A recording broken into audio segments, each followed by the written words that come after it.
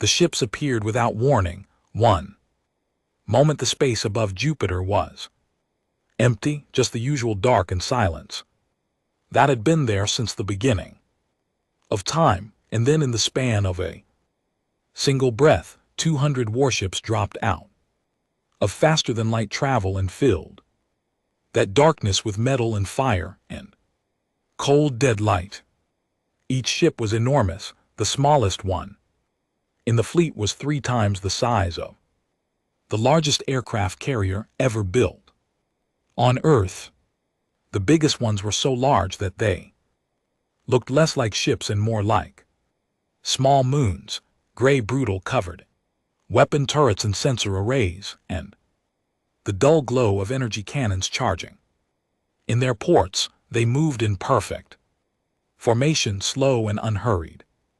The way something moves when it has never had a reason to rush when it has never had a reason to fear anything at all. And on board the command ship, a vessel called the Eternal Fist of Zarbek, Grand Admiral Velko stood at the observation window and looked down at the small blue planet in the distance. He had done this many times before. He had stood at windows like this one, above worlds like that one, and watched what came next. He had seen species kneel, he had seen species beg, he had seen species try to fight, and he had watched them burn. He was not a cruel being by nature. He was simply a professional, and his profession for the last 60 years had been delivering the same message to the same kind of people over and over again. You are not strong enough. Surrender now, or there will be nothing left of you to surrender. He turned away from the window and walked to his command chair. His officers moved around him and practiced silence, pulling up data on the planet below, running scans, building a tactical picture of what they were dealing with. He already knew what they would find. He had read the intelligence reports on the way here. He knew the species. He knew what they were. They called themselves humans. They lived on a single world, a one world, just one, in a small, unremarkable star system at the edge of a quiet spiral arm of the galaxy. They had not yet developed reliable, faster-than-light travel, though their scientists were getting close. They had no colonies on other planets, no military presence beyond their own solar system, and no real unified government to speak of. Just a collection of nations and councils and committees that argued with each other constantly. They had been at war with each other for most of their history. They were emotional, erratic, short-lived creatures who averaged less than 100 years of life before they died.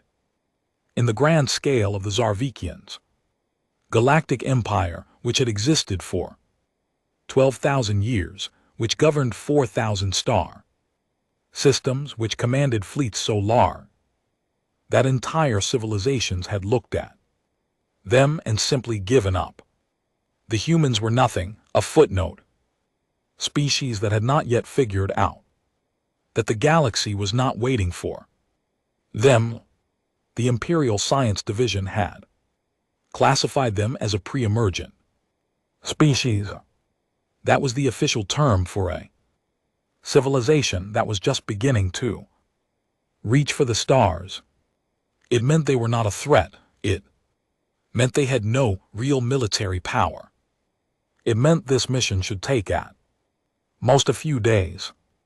Valkos had been given 200 ships for this. It was, if anything, they more than he needed, but the Emperor liked to make impressions. "Begin the broadcast," he said. One of his officers, a young woman named Ashari, who handled communications, nodded and activated the long-range transmitter. The signal went out on Every frequency that human technology could detect. It reached every satellite in orbit, every radio telescope on the ground, every communication system on the planet. Below, within minutes, it was playing on every screen and speaker on Earth. The message was translated by the Empire's universal translation software, which had spent the last 14 months quietly studying human languages. There were many of them. The humans had hundreds, but the software had narrowed it down to the most commonly used ones and prepared a version of the message in each. The message was simple. It was always simple. There was no point in making it complicated. People of Earth, you are being contacted by the Zarvikian Galactic Empire. You have been observed developing technology that will soon allow you to travel beyond your star system. Before you do, you must understand your place in this galaxy. The Empire governs all civilized space. All species who wish to exist within that space must submit to imperial authority, pay imperial tribute, and provide imperial service. You have 30 days to formally surrender your world and your people to the Empire. If you comply, your lives will be spared and you will be integrated into the imperial order. If you do not comply, your world will be destroyed. This message is not a negotiation, it is a courtesy. Then the transmission ended. Valkos leaned back in his command chair and waited, and this was always the part that took a little time. The species below would panic. They would argue. They would look at his fleet and do the math and realize they had no choice. Most of them surrendered within 2 or 3 days. A few held out until the deadline. Occasionally, one of the more stubborn ones tried to fight, and that was always brief and always painful and always ended the same way. He expected this to be no different. The United Earth Defense Council met 6 hours. After the broadcast, they met underground, deep beneath the city of Geneva, in a bunker that had been built for exactly this kind of situation, though most of the people who built it had hoped it would never be used.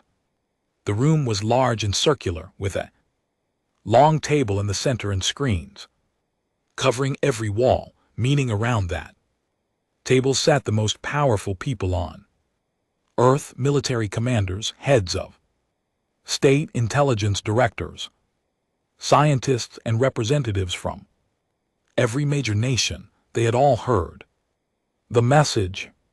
They had all seen the ships on their telescopes and sensors. The numbers were not in dispute. 200 warships, each one larger than anything Earth had ever built, sitting in their solar system with weapons that could crack open the surface of a planet. The room was very quiet when Secretary General Amara Osei walked in. She was a tall woman, calm in the way that only people who have prepared for something for a very long time can be calm. She had been Secretary General of the United Earth Council for 6 years. Before that, she had spent 30 years in Earth's deep space program, not as a scientist, but as its director of strategic planning. She had spent those 30 years thinking about first contact, not the hopeful kind, the other kind. She sat down, looked around the table, and said, "Let's hear it." For the next 2 hours she listened. Politicians argued for surrender. The ships were real, the threat was real, there was no point in dying for pride. Generals argued for resistance. Humanity had a right to exist on its own terms, and surrendering to slavery was not survival. Scientists argued about the technology gap. Diplomats argued about the wording of a possible response. Everyone had an opinion. Everyone was afraid. Amara listened to all of it without interrupting, then she raised her hand. And the room went quiet. I have one question, she said. How many ships do they think we have? The room was silent for a moment. Then the director of Earth's Intelligence Services, a sharp-eyed man named General Haruto Mori, cleared his throat. Based on what we know of their surveillance methods, he said, carefully, and the classification they gave us in their own internal files, which our people pulled from their transmission headers, they consider us a pre-emergent species.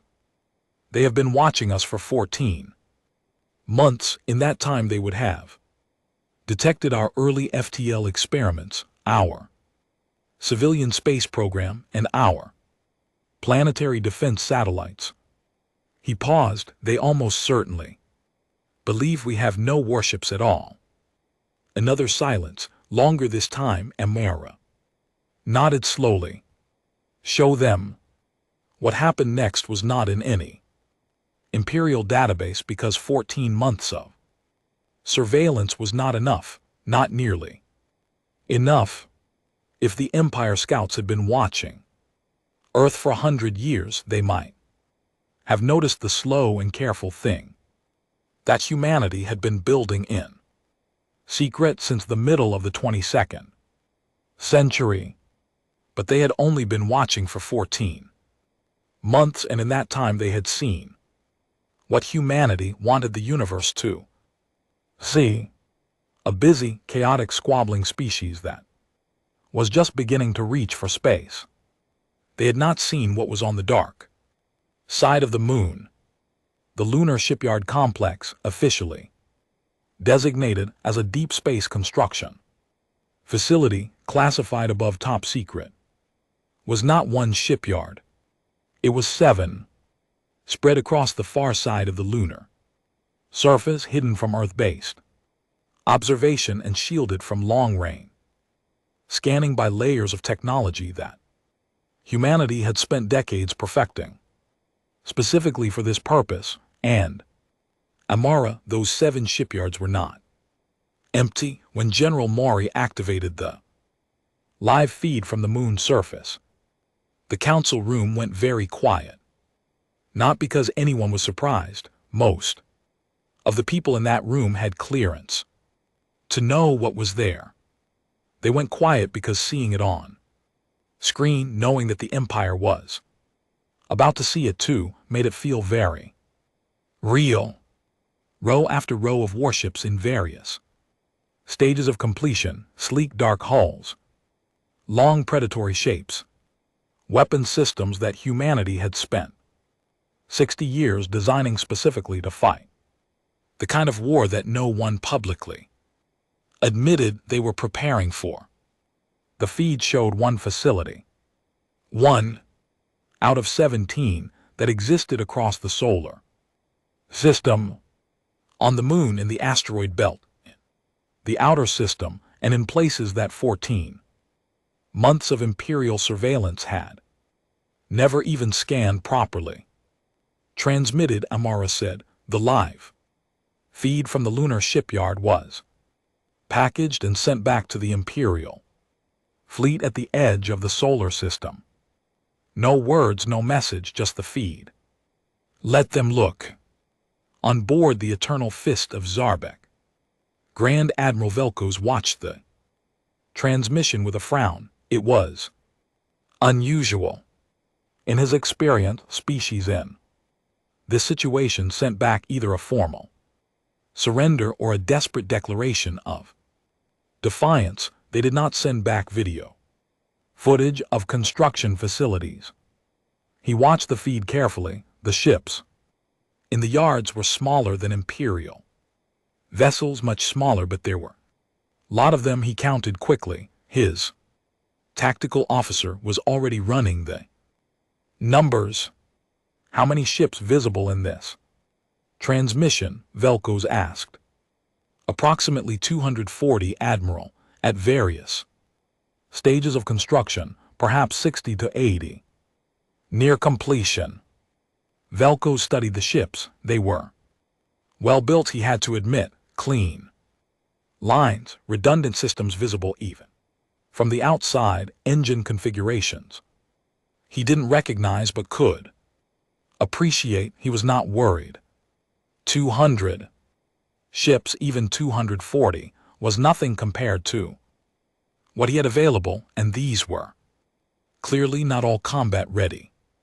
It's a bluff, said his second-in-command, Commander Zathari.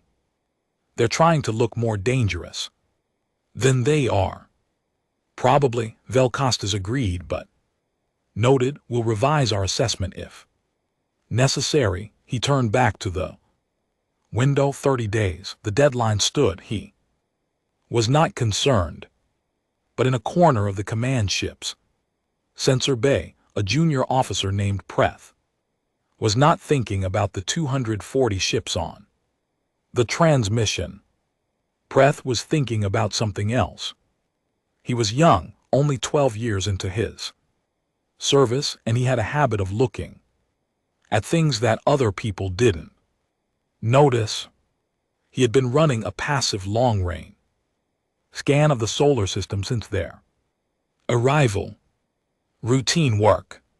The kind of scan that looked for debris fields, gravitational anomalies, anything that might interfere with ship movement. Nothing exciting.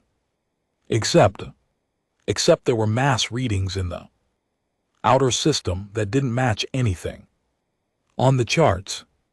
Not Clear's throat planets, not large asteroids. The density was wrong. The distribution was wrong. The spacing was too regular. He ran the scan again, then again. He stared at his results for a long time, then he picked up his comm unit and asked very quietly to speak to the Admiral's operations officer. I think, Preth said very carefully, that we may need to revise our assessment by more than a little. The 30 days passed. On Earth they were not quiet days. Cities were tense, people watched the sky. News broadcasts ran constant coverage of the fleet above Jupiter. Some people wanted to fight. Some people wanted to surrender. Most people were simply afraid, holding their families close and watching the feeds and hoping that someone, somewhere, knew what they were doing. But in the places that mattered, in the underground command centers, in the military bases, in the shipyards on the moon, and in the asteroid belt, and in the dark cold of the outer system, the days were not quiet either. They were busy, incredibly busy. Ships were finished, crews were assigned, weapon systems were tested, commanders reviewed plans that had been built and refined and updated over decades. Amara Osai spent most of those 30 days in the Geneva bunker, running war councils, reviewing intelligence, and making decisions that she knew would change the course of human history, regardless of how they turned out. She slept 4 hours a night.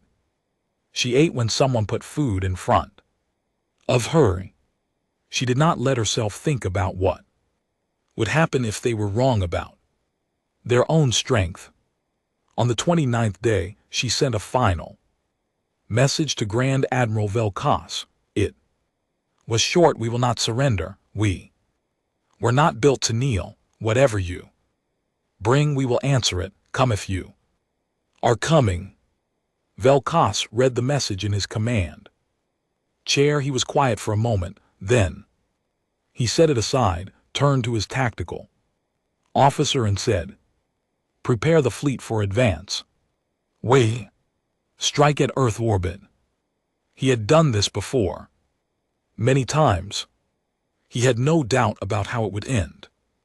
But somewhere in the back of his mind, small and quiet like a sound heard through a wall, was the memory of Preth scan, the mass readings in the outer system that didn't match anything on the charts, the spacing that was too regular. He had asked for a follow-up scan. The results had been inconclusive, too much interference from the outer planets.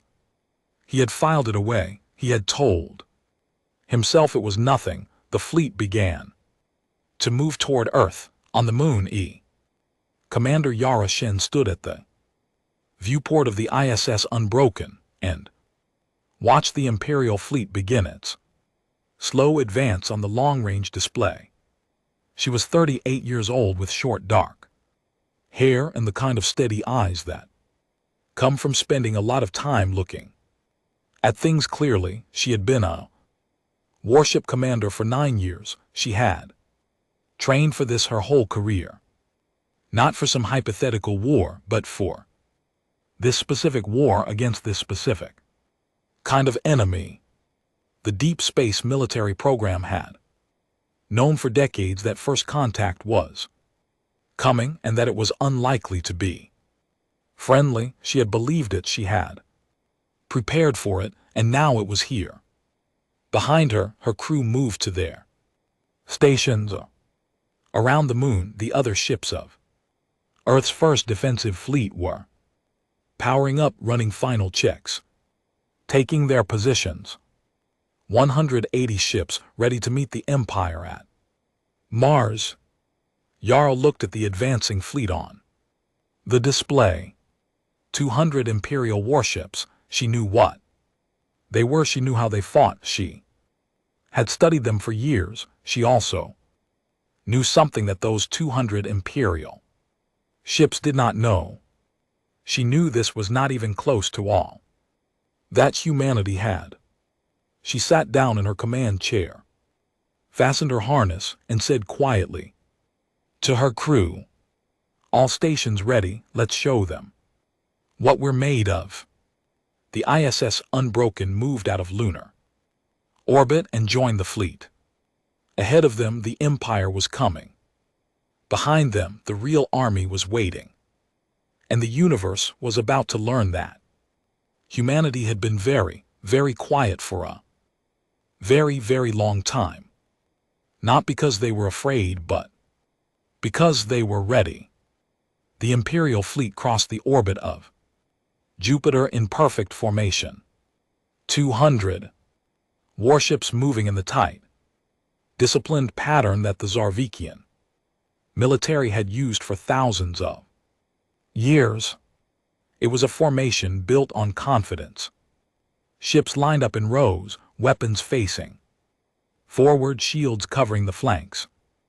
It was the kind of formation that said very clearly, "We are not afraid of anything you might do, and we are not trying to hide from you."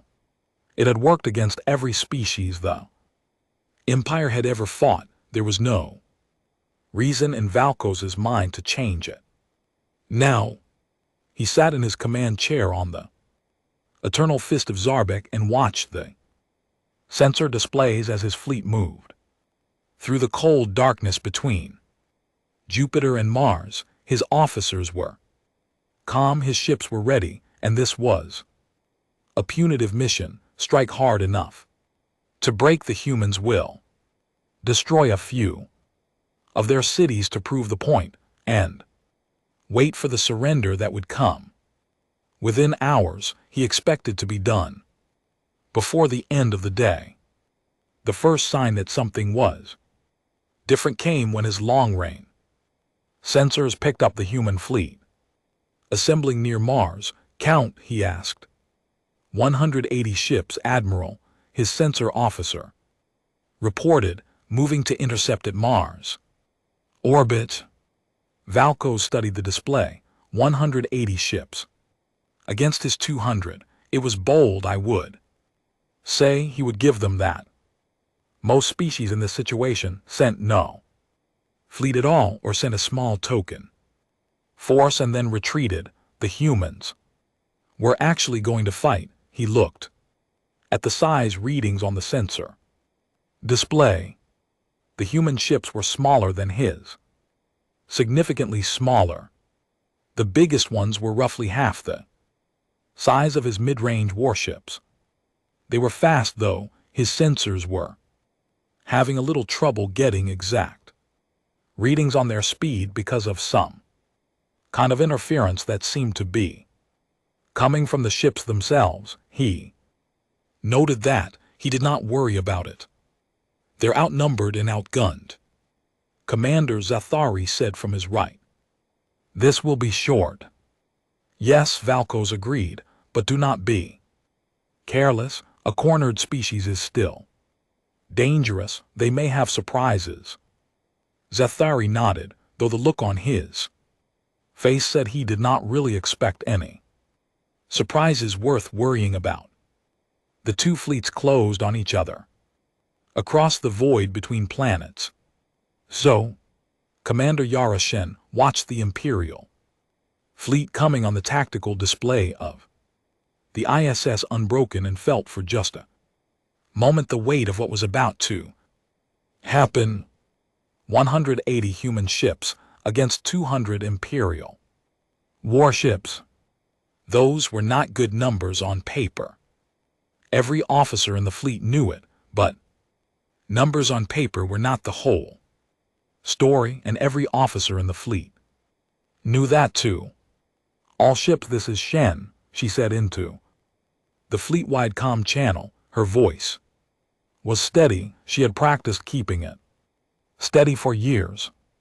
Remember your assignments. Remember your sectors. Don't fight their battle. Fight ours.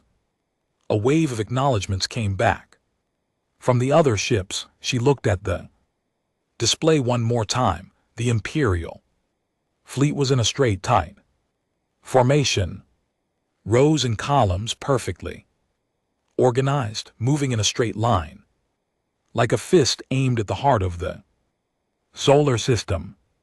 Beautiful in its way, confident, the formation of a force that had never had to adapt to anything.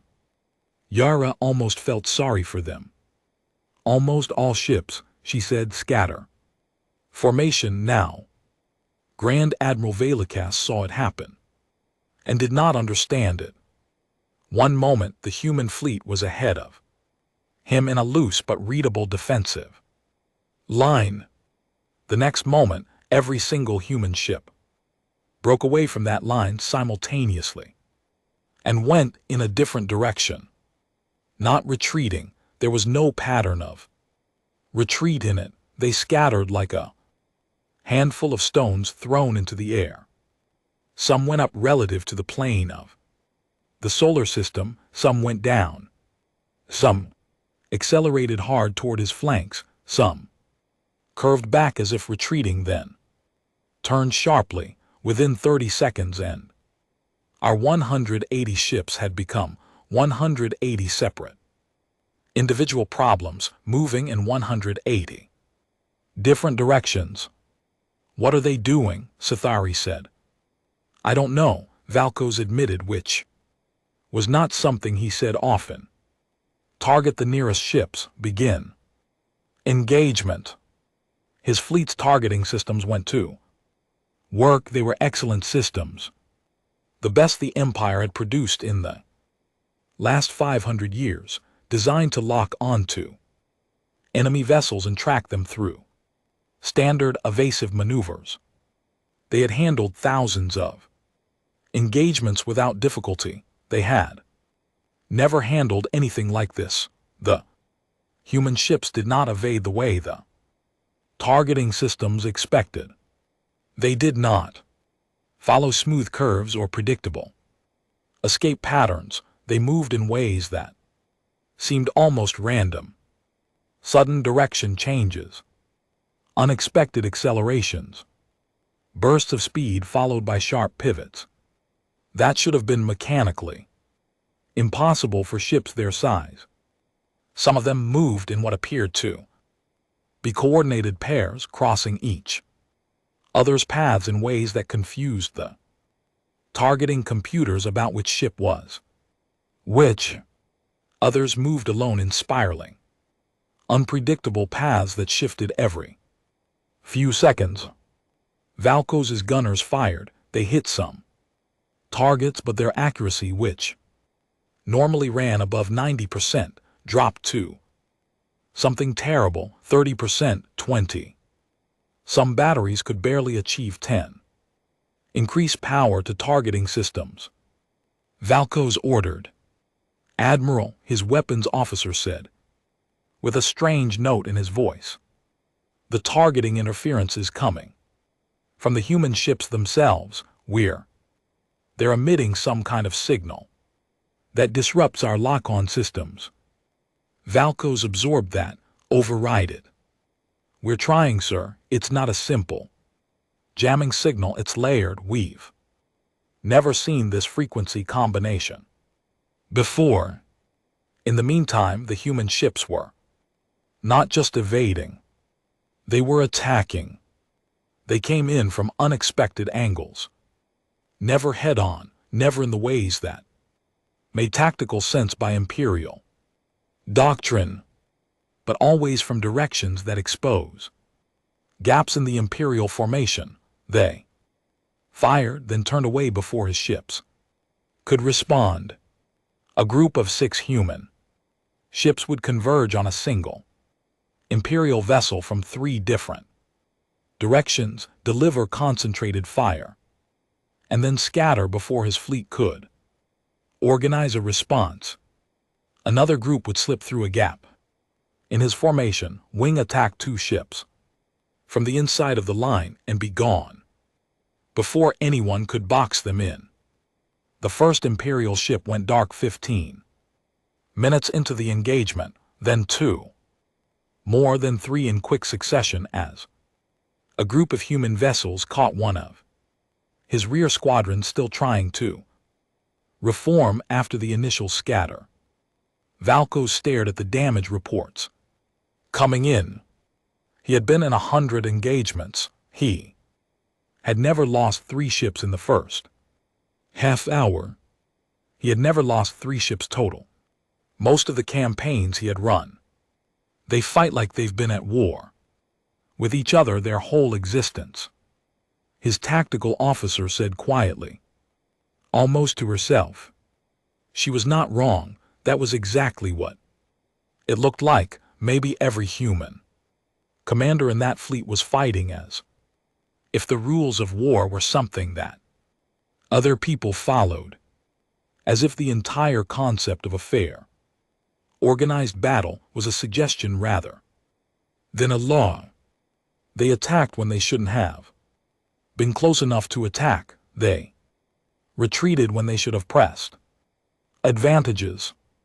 They sacrificed small groups to lure Imperial ships out of position and then hit those ships from 3 sides while they were exposed. Thousands of years of humans fighting other humans had produced something the Empire had never planned for.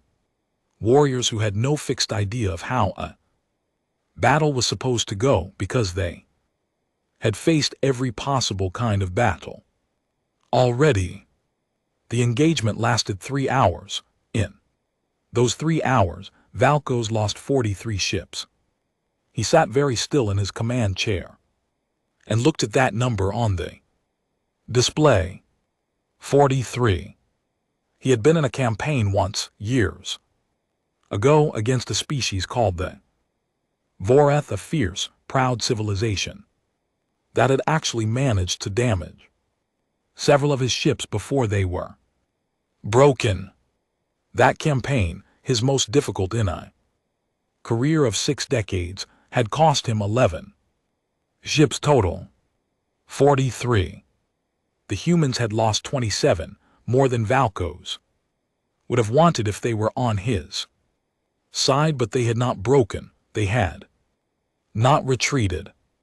They had pulled back when they needed to, reorganized in ways that made no sense until they were already happening and kept coming. Zithari looked pale. The other officers on the bridge were quiet in a way that had a different quality to it than before, when this was not the quiet of professionals doing their jobs. This was the quiet of people who had seen something they hadn't expected and were still trying to understand what it meant. Options, Valko said. We press forward, Zathari said, but without his earlier confidence. We still outnumber them if we concentrate our fire. They won't let us concentrate, the tactical officer said. Every time we try to mass our ships in one area, they pull away and attack somewhere else. They're keeping us spread out on purpose. Valkos knew she was right. He had seen it every time he tried to organize his fleet into a concentrated killing formation. The human ships moved in ways that forced him to spread his response. They were controlling the shape of the battle. A smaller, weaker fleet was controlling the shape of his battle. Use the obliteration cannon, Zathari said. The bridge went quiet in a different way. The obliteration cannon was mounted on the heaviest ship in Valkos's fleet, the Unbreakable Will, a dreadnought that sat at the rear of the formation. It was a weapon designed for a specific purpose, ending a battle by threatening something the enemy could not afford to lose. A planet cracker, aimed at Earth, charged and ready to fire. It would give the humans a simple choice: stop fighting or watch their world burn. The Empire had never used it against a space-capable species. It was considered excessive. The point was always to conquer, not to destroy. Dead populations paid no tribute and did no labor. But the Empire had also never had a vanguard fleet, losing 43 ships to a pre-emergent species. Velkis thought about it for a long time, long enough that his officers started to look at each other. Bring the Unbreakable Will forward, he said finally. Target Earth, don't fire. Give them the visual, let them see it, and make their choice. The dreadnought began to move. On the ISS Unbroken, Yara Shin saw it on the long-range display and said one word. Into the fleet comm channel. Breaker wing, go. She had known this moment might come. Every commander in the fleet had known. The Empire had planet cracker weapons. It was in the intelligence files, confirmed from multiple sources. The possibility that they would use one in desperation had been in the war plan. Since the beginning, the Breaker wing was the answer to that possibility. 30 ships, small, fast, stripped of everything non-essential to make them faster, had been waiting at the edge of the engagement zone for exactly this moment. Their only job was the dreadnought. Nothing else. They had trained for this specific attack run for 2 years. They moved. Imperial fleet tried to intercept them. Some of the Breaker wing ships went down. 1, then 3, then 5 as Imperial fire found them, but the others adjusted, covered each other, pushed through. They did not slow down. Their pilots understood what the dreadnought would do to Earth if they failed, and that understanding removed every instinct for self-preservation and replaced it with something cleaner and colder. They hit the Unbreakable Will from 7 directions simultaneously. The dreadnought was big. It was well armored. It absorbed the first wave of fire and returned it hard, destroying 4 more Breaker wing ships in a single volley. But the Breaker wing had anticipated this. The second wave came while the dreadnought's weapons were still cycling from the first volley.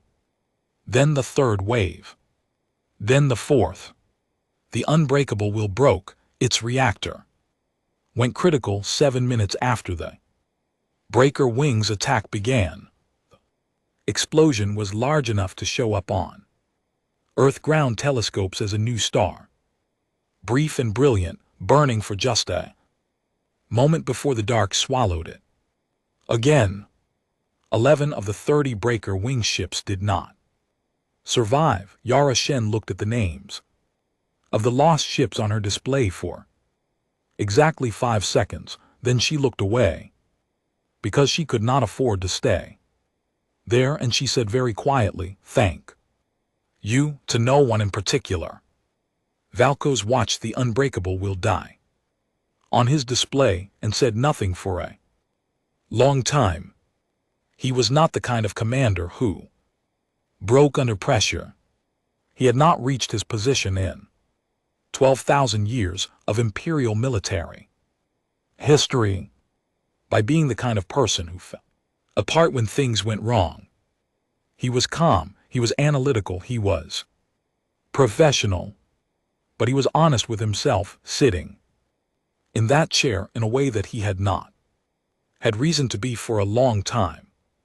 He had lost 43 ships and a dreadnought. His targeting systems were compromised. His formation had been broken, reformed, broken again.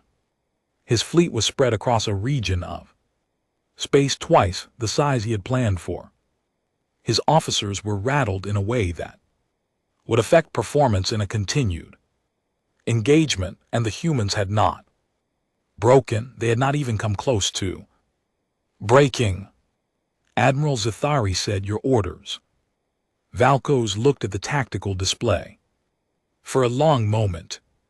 Then he said something he had never said in 60 years of military service: "Pull back, we withdraw to the outer system." The silence on the bridge was absolute. Admiral Zathari began. "That is my order," Valkos said quietly. "Clearly execute it." The Imperial fleet turned around. In 60 years, in every campaign, in every engagement he had ever been part of, Valkos had never ordered a retreat. Neither had any other Imperial fleet commander in living memory. The Empire did not retreat. The Empire advanced, or the Empire accepted surrender. Those were the only two options the galaxy had ever offered it. The humans had just added a third. The withdrawal was ordered. The fleet began its long, slow, deeply humiliating turn back toward the outer system.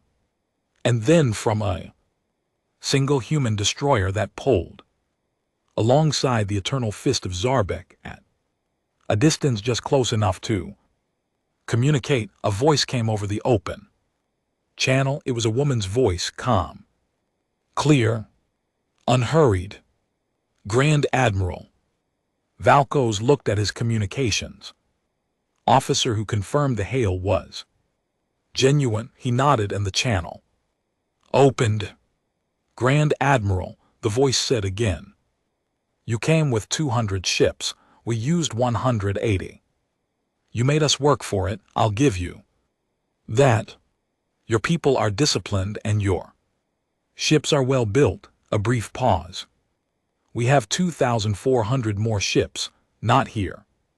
Elsewhere, waiting." Another pause, shorter.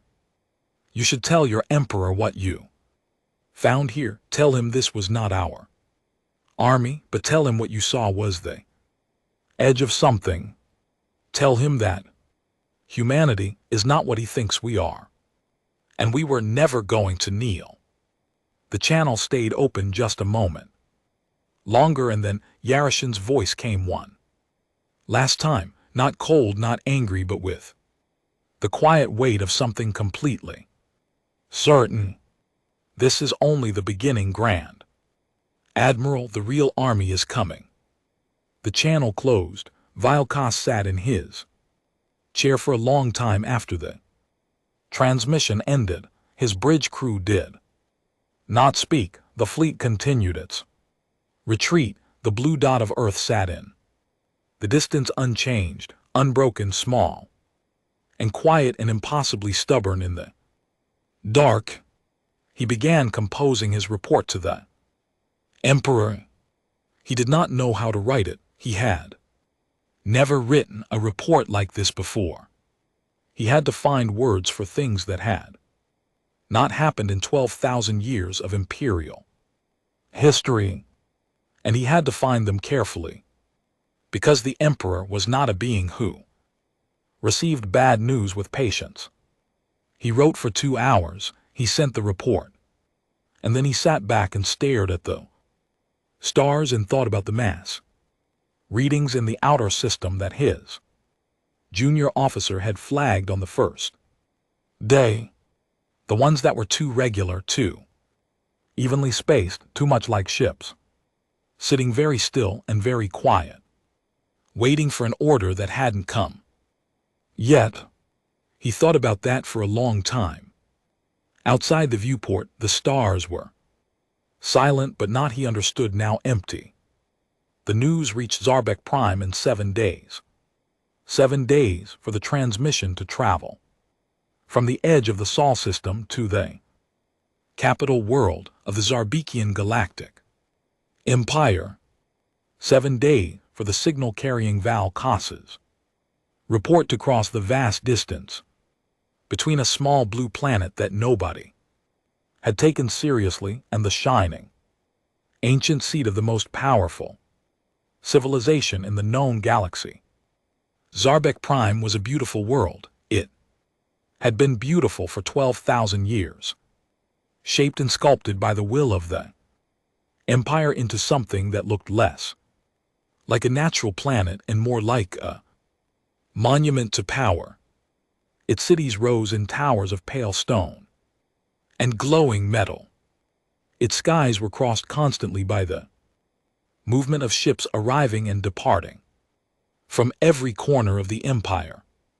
Its population of 4 billion citizens lived in comfort and order, governed by laws and traditions so old that no one alive remembered a time before them. The Imperial Senate building sat at the center of the capital city, a structure so large that it had its own weather system inside, its own microclimate of filtered air and controlled light. It had stood for 9,000 years. Wars had been decided in its chambers. Civilizations had been condemned in its halls.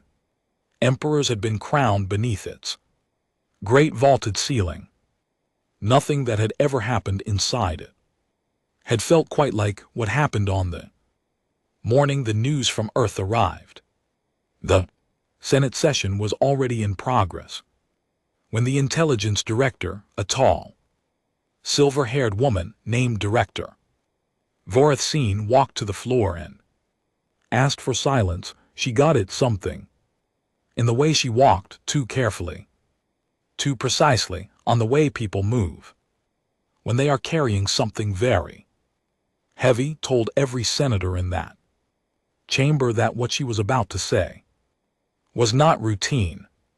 She stood at the speaker's podium and said without preamble, "Grand Admiral, Vel Costas has withdrawn the Vanguard fleet from the Sol system. We have lost 43 warships and 1 dreadnought in an engagement with the human species." The silence lasted about 2 seconds. Then the chamber erupted. Senators from 400 star systems all began speaking at once. The noise was enormous.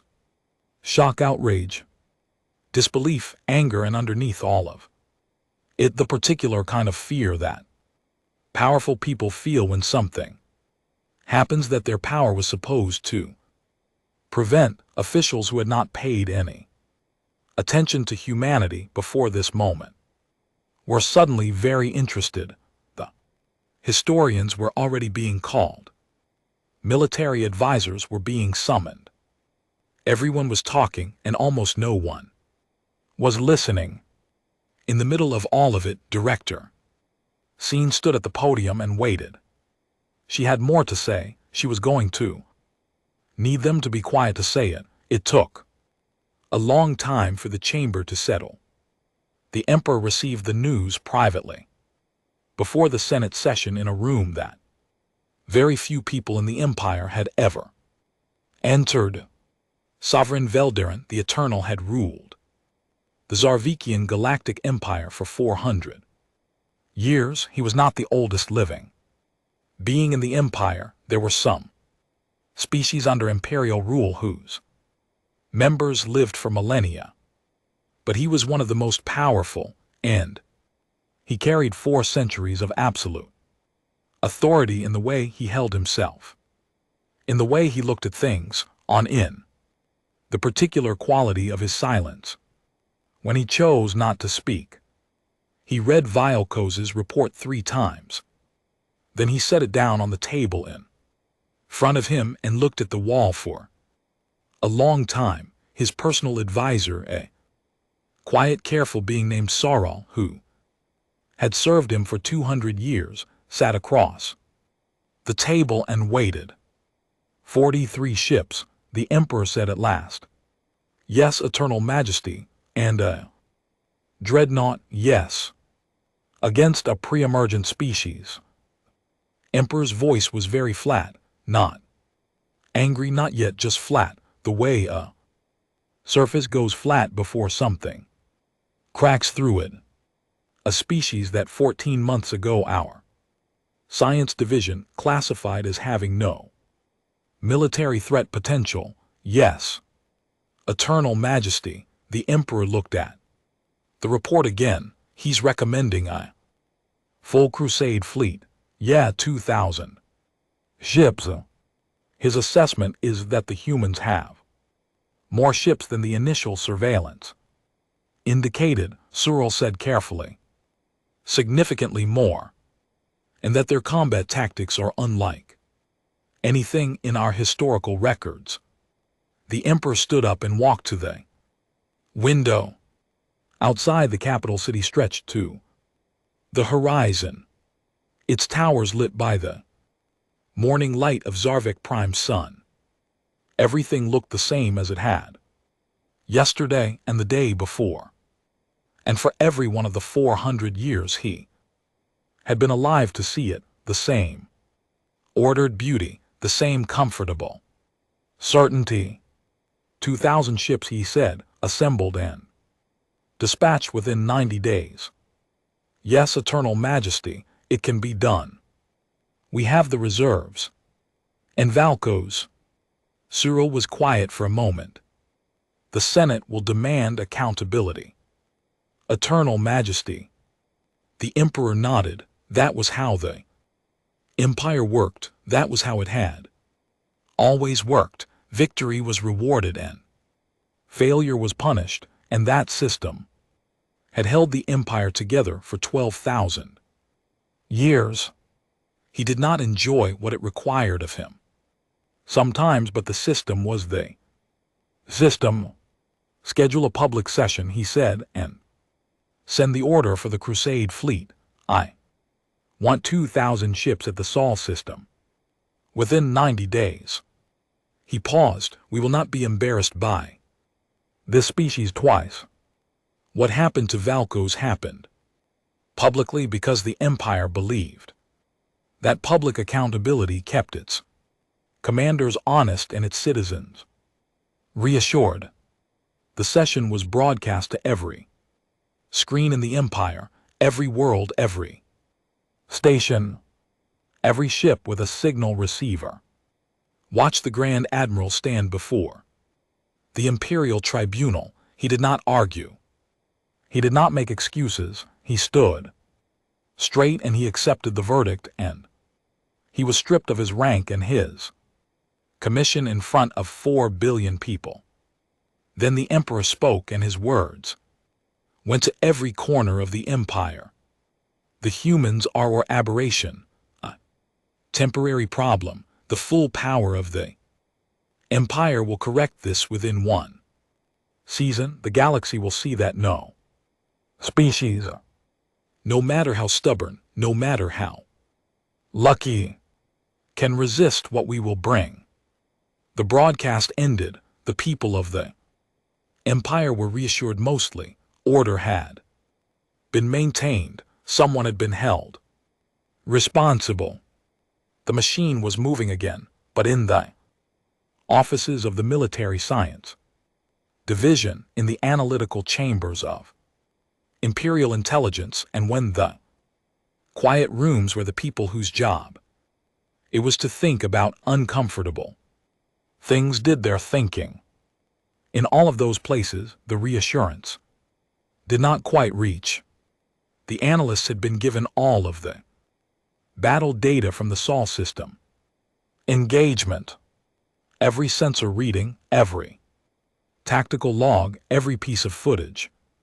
From every ship in Valkos' fleet, they had been told to understand what happened and to prepare the crusade. Fleet commanders for what they would face. They worked in shifts around the clock. And the more they looked at the data, the quieter they became. The human ships were smaller than Imperial vessels, yes, but they were built with a philosophy of construction that Imperial engineers found difficult to immediately understand. There was no single point of failure in the design. When an Imperial ship took critical damage to its main power system, the ship died. When a human ship took equivalent damage, secondary systems came online. Backup power rerouted functions. Redundant controls. Human ships, the analysts concluded, were built by people who expected their ships to take damage and plan for it, who designed for failure as the normal condition rather than the exception. More troubling was the movement data.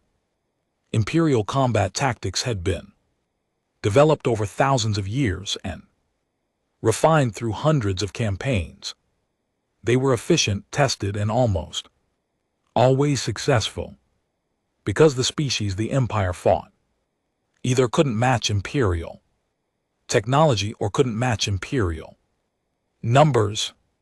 Imperial tactics assumed a certain kind of enemy, one that would try to hold a line, protect a position, fight in an organized and predictable way. Humans did not fight that way.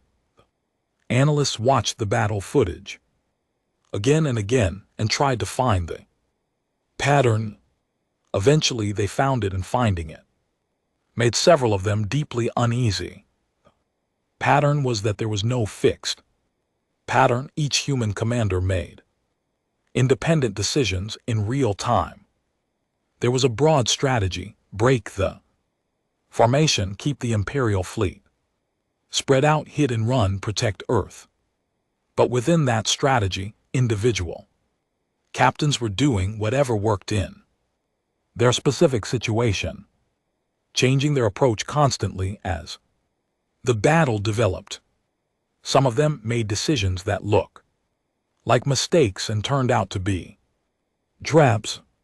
Some of them made sacrifices, deliberate, calculated sacrifices of their own ships to create openings that other human ships then used. Yeah, they think differently in a fight than we do.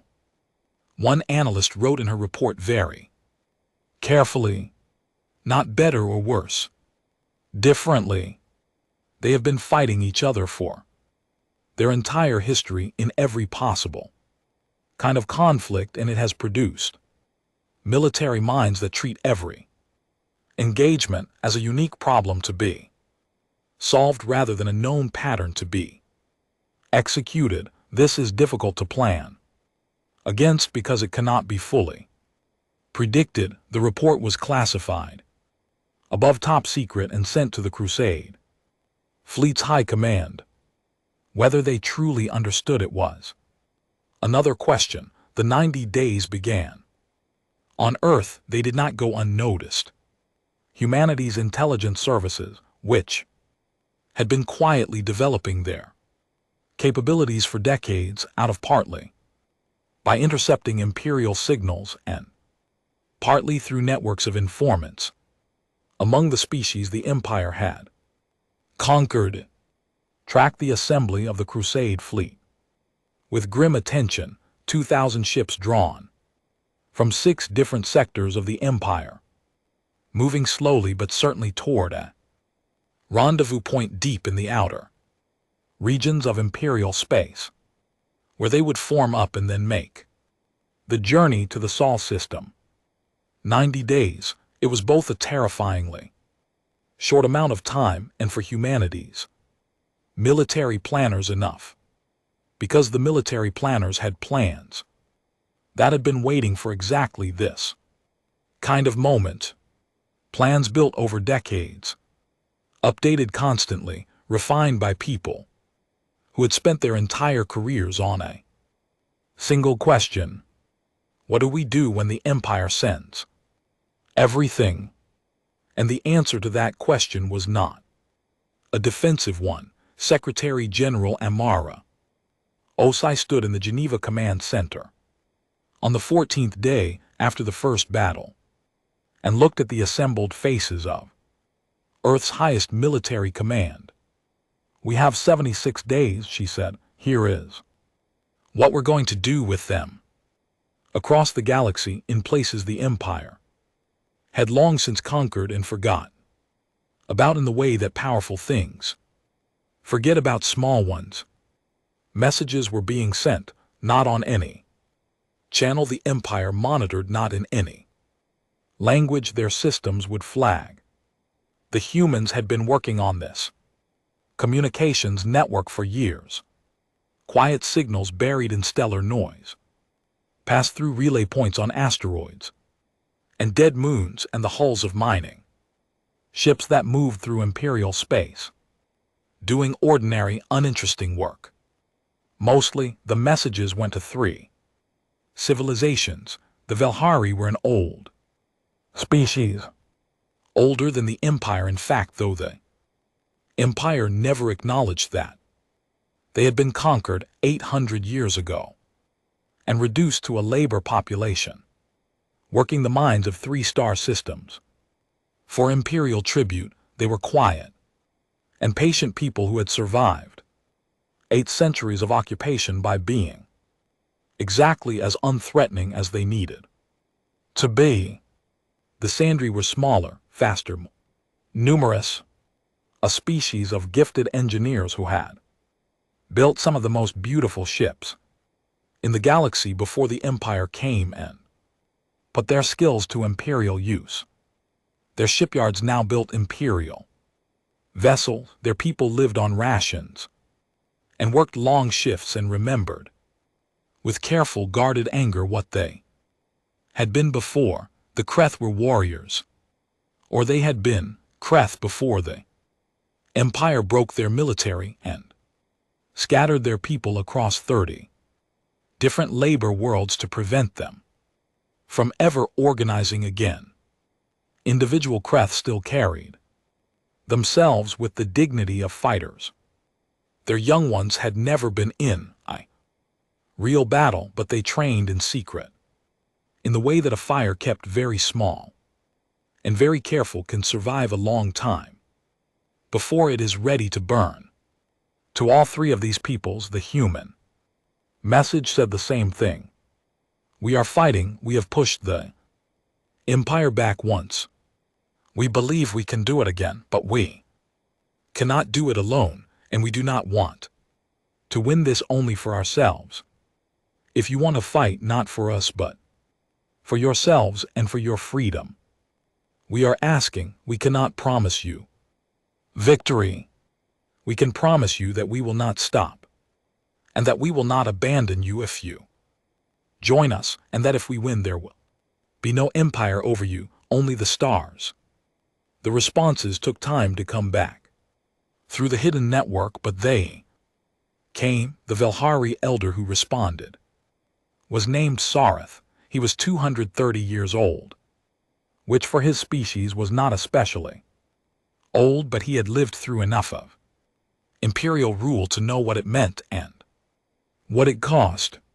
He composed his response carefully in a small room on a mining world within Imperial patrol passing overhead as he wrote, "We have waited for a message like this For a long time, we did not know it would come from a species we had never heard of. We did not know you existed until the Empire's fleet turned around. That alone was worth more to us than you can understand. We will come when they Sandry sent engineers and shipbuilding expertise along with their fighters. They knew the weaknesses of Imperial vessel design better than anyone. They had built enough of them. The Kreth sent a message with no words in it at all, just a list of names, every Kreth of fighting age across 30 worlds who was ready to serve. The list was very long. Amara Osi read all 3 responses in one sitting. The early morning hours when the Geneva command center was quiet.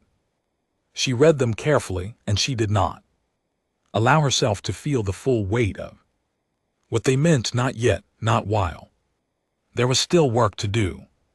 But she sat with them for a moment. Those 3 messages from 3 peoples who had been carrying the weight of imperial rule for centuries and had not broken under it. All right, she said quietly to no one. And let's build something worth fighting for. Commander Yara Shen spent the 90 days doing something she had not expected. She spent them teaching. 20 Velhari volunteers had been assigned to her ship and to 3 others in her squadron for cross-training, learning human combat methods, learning to work alongside human crews, building the kind of trust between species that could not be written into a manual but had to be earned in the daily work of shared purpose. It was not easy. The Velhari were a careful people, precise and methodical, deeply uncomfortable with the kind of improvised, instinctive decision-making that human combat demanded. They had been trained for 800 years to follow rules, to stay in their place, to never act without authorization. Asking them to think independently in a battle situation felt to many of them like being asked to run before they had learned to stand. There was friction, there were arguments, misunderstandings, moments of frustration on both sides. Yara had to learn things about Velhari culture that she hadn't known. That direct questions were considered rude. That disagreement was expressed through silence rather than words. That trust was given slowly, and once given was absolute. A Velhari crew member named Teth became the point of connection. He was young, curious, and had a quality that Yara recognized immediately. He watched everything. He studied human crew members the way person studies something they have decided to understand completely.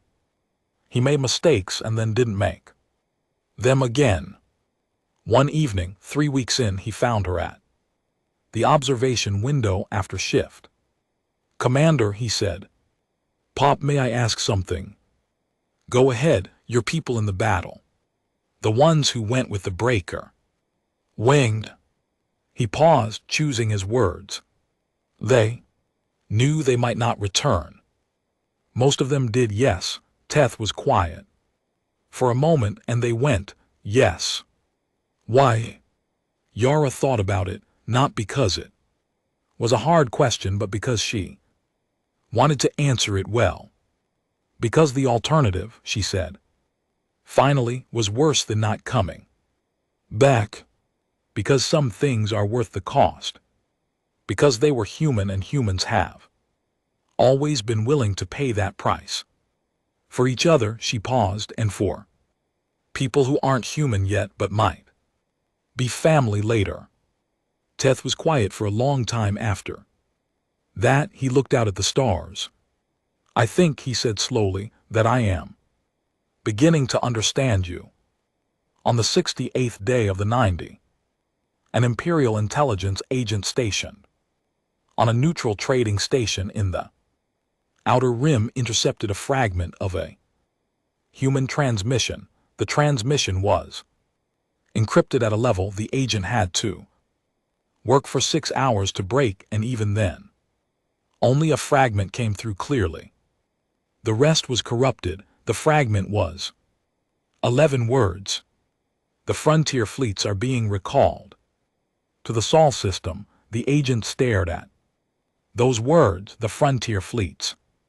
It was a phrase she had never encountered in any intelligence file, any known database, any intercepted human communication before.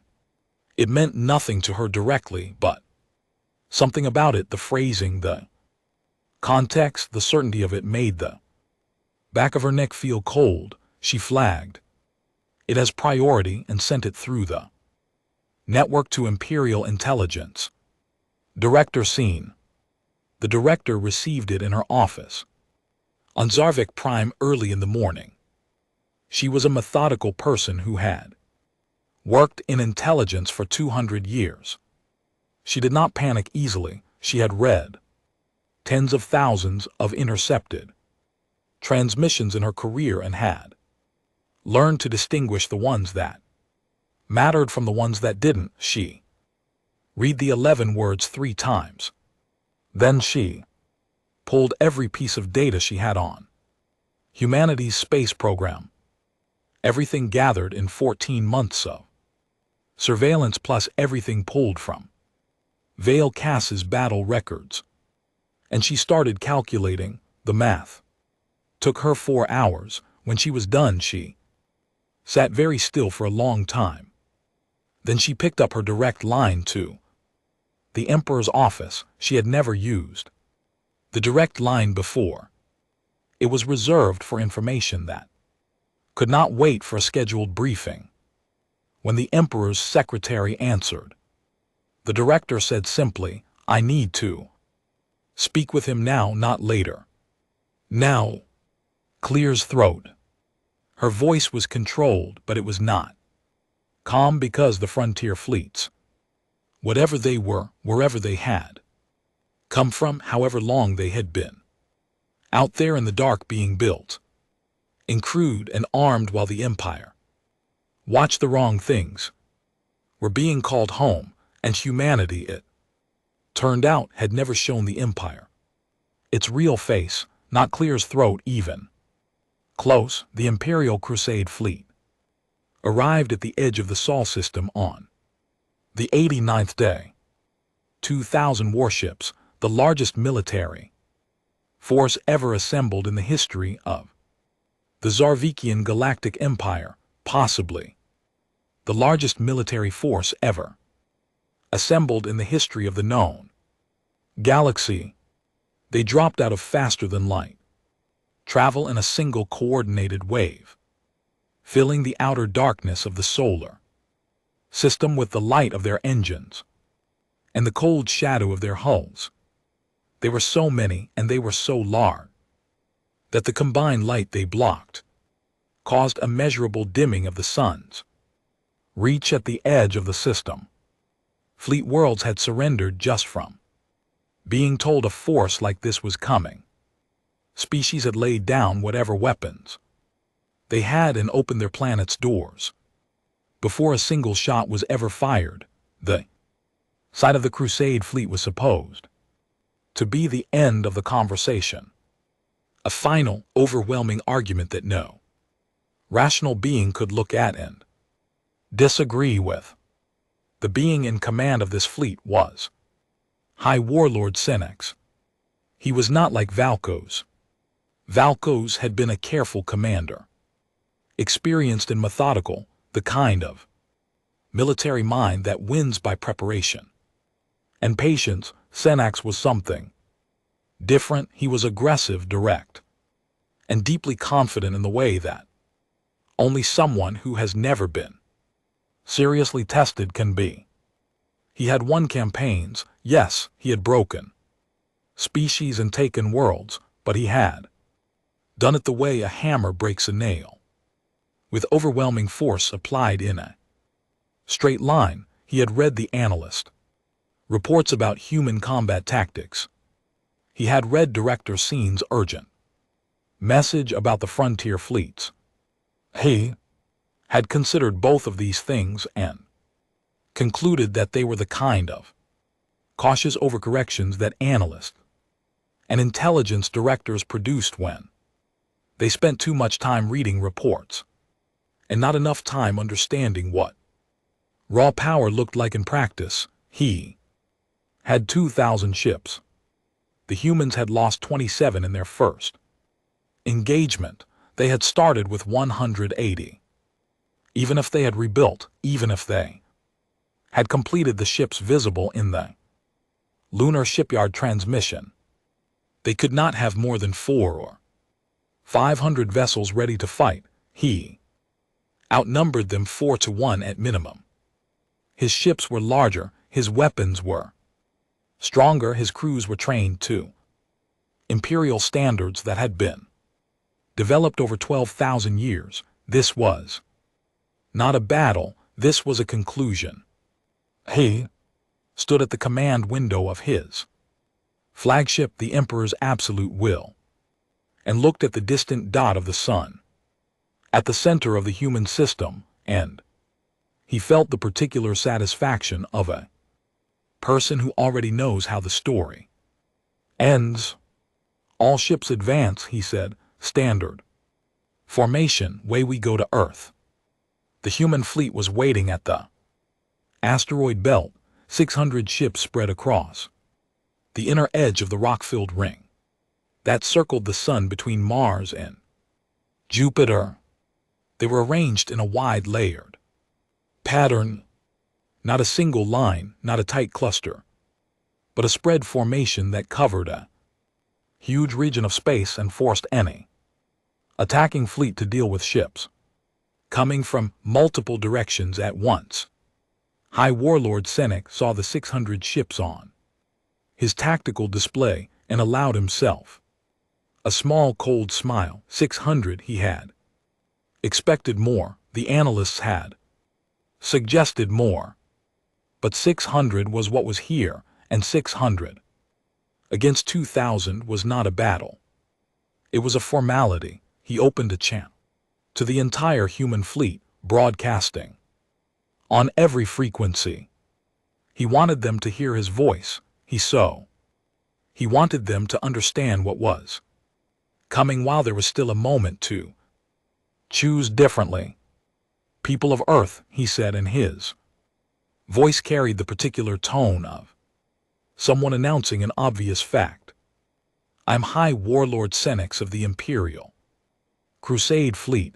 I have brought 2,000 warships to your solar system. You have 600. I have seen the footage of your first engagement. I know your tactics. I know your tricks. I know how you fight, and I have planned for all of it. He paused, looking at the spread of human ships on his display. This does not have to end in the destruction of everything you are. Surrender now, and your people will live. Your world will survive. Some of what you have built will be permitted to remain. This is the last offer you will receive. Is this truly all the creatures of Earth can muster? He waited. The response that came back was not a voice, it was a targeting lock. 600 human ships simultaneously locking their weapons on the leading edge of the Imperial fleet. Senex had expected that. Advance, he said. All batteries open. Fire. The battle at the asteroid belt was brutal in a way that the first engagement had not quite been. Senex had studied the human tactics, and he had prepared genuine countermeasures. His fleet did not advance in the rigid, tight formation that Valkos had used. He spread his ships deliberately, mirroring the human spread, refusing to give them the dense cluster to pick apart. His targeting systems had been updated with new software designed to compensate for the interference signals human ships submitted. His commanders had been briefed extensively on the hit-and-run methods humans preferred and had orders to pursue aggressively rather than hold position, and it worked partially. The human fleet did not have the same easy success they had found in the first battle. Imperial fire was more accurate this time. Imperial ships responded more fluidly to the swarming attacks. The battle was harder for the humans than Mars had been, and they felt it in their losses in the first hour. 14 ships gone, then 20, then 30 as the sheer weight of 2,000 Imperial vessels began to tell. The humans were fighting brilliantly. Even Senex, watching the tactical display, could acknowledge that. Their captains made decisions that his computer still struggled to predict.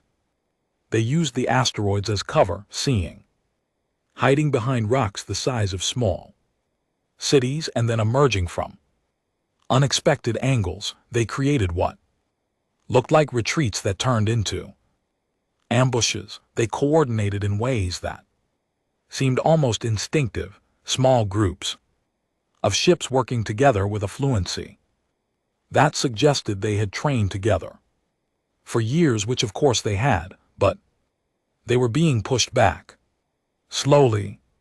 Inevitably, the weight of numbers was moving the battle toward its conclusion. The human fleet gave ground carefully, fighting for every kilometer, bleeding the Imperial advance as much as they could, but the asteroid belt was falling. Behind them, Mars was ahead, and after Mars, Earth. Senex watched his tactical display with growing satisfaction. This was how it was supposed to go. This was the proper order of things. Imperial power properly applied on overcoming an obstacle that had gotten too large in some people's imaginations. He would reach Earth orbit within hours. He would aim his most powerful weapons at the surface and transmit a final ultimatum, and this time with their fleet broken and their planet in his crosshairs. The humans would kneel. He was thinking about the exact wording of his victory transmission when his sensor officer made a sound. It was not a word, it was barely a sound at all. It was the kind of small, involuntary noise that people make when something happens that is too large to immediately process, too far outside the boundaries of what was expected to produce a normal response. Senex looked up. "Report," he said. Sensor officer was staring at her display. She looked up at him with an expression he had never seen on the face of one of his crew before. She opened her mouth, closed it, looked back at her display as if hoping it had changed. It had not changed. "FTL exits," she said. Her voice was very careful, the voice of someone delivering information that they know will change everything and are not sure how the person receiving it will react. Multiple FTL exits bearing all vectors. "How many?" Senex said. The sensor officer looked at her display. Again she ran the count twice. She ran it a third time because the number seemed impossible. "All vectors, sir," she said again. "They are coming from every direction. They came out of faster than light. Travel in waves, not from one direction, not from two or three, from every direction simultaneously, above and below the plane of the solar system, from the inner system and the outer dark, from the direction of the galactic core and the direction of open space." FTL exits bloomed across Senex's tactical display like lights turning on in a city at dusk. 1, then 10, then 50, then hundreds, the numbers climbing so fast that his display system struggled to keep count. These were not the ships from the asteroid belt. These ships were different, larger than the ones he had been fighting. Still not as large as Imperial warships, but significantly bigger than the 600 ship fleet that had been bleeding and retreating for the last hour. Their hull designs were similar but not identical. Variations on the human template, built in a slightly different style, whereas if they had come from a different place, with a slightly different set of tools, which they had, the frontier fleets had been out in the dark for 60 years. They had been built and crewed and armed by generations of humans who had grown up, not on Earth but among the stars, in the asteroid belt and the outer planets and eventually beyond the solar system, in the cold and the distance and the slow, patient work of building an empire that didn't call itself an empire. They had explored and mapped and established presence in 14 star systems beyond humanity's home. They had been the secret that Secretary General Oss had mentioned in her message, the secret that Director Scene had started to piece together too late, the secret that Val Cossets Jr., officer, had glimpsed in the mass readings on that first day and not quite understood. There were 3,200 of them, and behind them, coming in on their own FTL signatures in tight formation, were the ships of the allied species, the Velhari, the Sandri, and the Kreth. Ships that were smaller, less armed, crewed by beings who had lived their entire lives under Imperial rule and were flying into battle for the first time in their history with their own flags on their hulls and their own commanders at their helms. They were not as powerful as the human ships. They had been free for less than 90 days. They were there anyway. The total count settled on Senex's display, and the number sat there and refused to be anything other than what it was: 4,800 ships surrounding the Imperial Crusade fleet. From every angle, High Warlord Senex did not move for a long time. His bridge was completely silent, the kind of silence that happens not because nothing is being said, but because no one can find words for what they are seeing. His officers stared at their displays. Some of them looked at each other. One very junior sensor technician at the back of the bridge was running the count a fourth time, as if the act of counting again might produce a different number. It did not produce a different number. Senex had 2,000 ships. He was surrounded by 4,800. The 600 ships he had been fighting, the ones he had been pushing back, the ones he had been certain were the measure of humanity's strength, had stopped retreating. They had turned around. Somehow they were rejoining the battle, their hulls still bearing the marks of the last 2 hours of combat, their weapons already retargeting. He understood several things in that moment with perfect clarity. He understood that the human fleet he had been fighting was not the real human fleet. It had been a delaying force, large enough to make the battle feel real, to hold his fleet in place and keep him focused on the fight in front of him, while the walls closed in from every side. The 600 ships had not been fighting to win. They had been fighting to hold him still, while 4,800 ships got into position.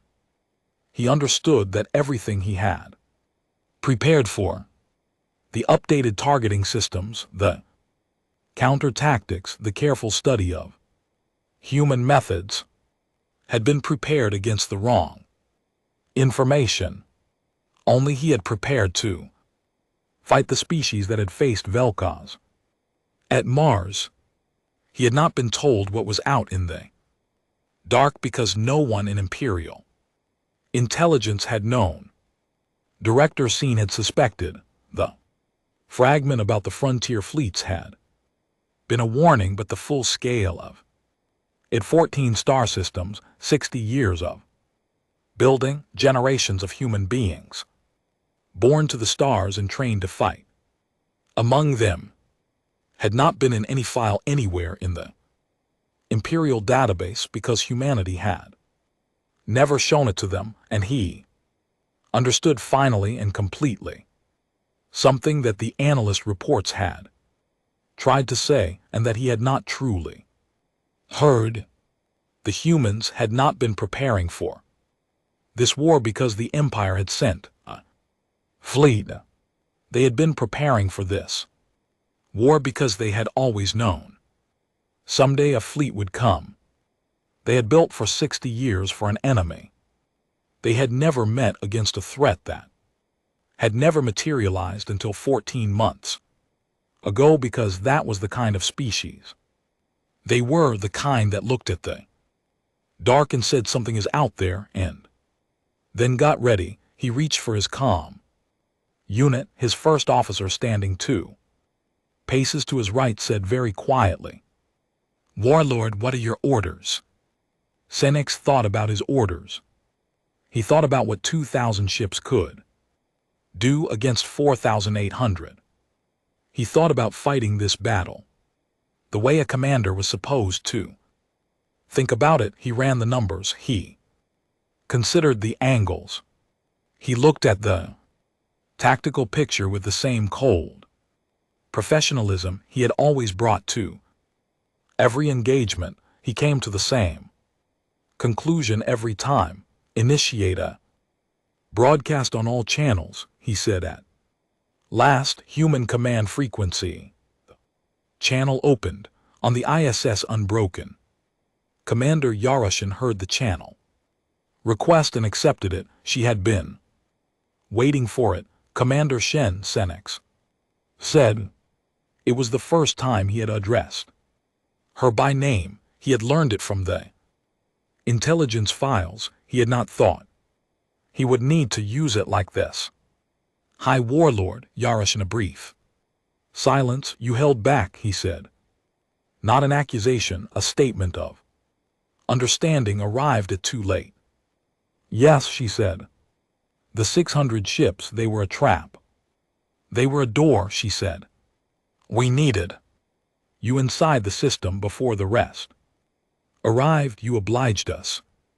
Another silence. His display was still updating as the Allied ships completed their encirclement. Could the Kreth fighters slotting into position on his port flank, the Sandri engineering vessels hanging back at range, the Velhari ships steady and patient in the formation humanity had taught them. "How long," he said, "how long have you been building this?" 60 years, Yaroshin, give or take. Senex absorbed that. "Your people," he said. "They knew this was coming 60 years ago." "They knew something was coming," Yara said. "They didn't know exactly what or when.